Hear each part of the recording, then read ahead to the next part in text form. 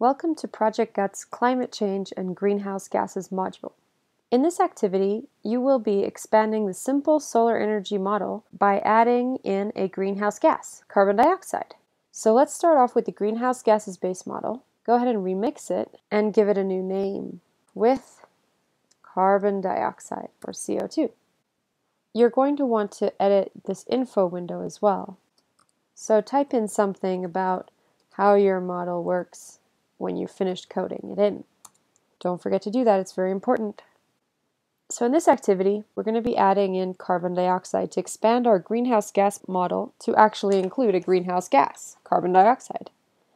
So let's get this all ready to start. Let's tilt the world onto a preferred view. Now think about the model and the way it's currently set up. What do you predict will happen when we add a greenhouse gas to this model? Think about what you know about greenhouse gases and how they interact with heat in our atmosphere. Do you think the world's heat will increase, decrease, or stay the same compared to the original model?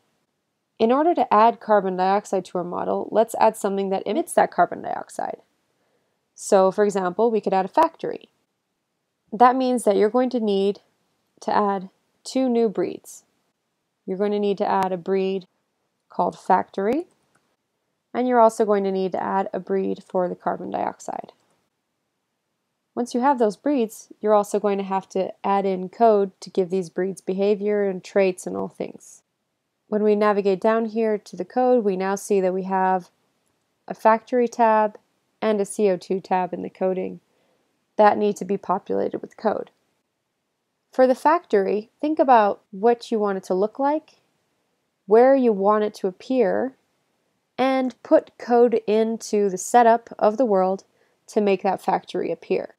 Once you've done that, test your code to make sure that a factory does show up when you hit setup.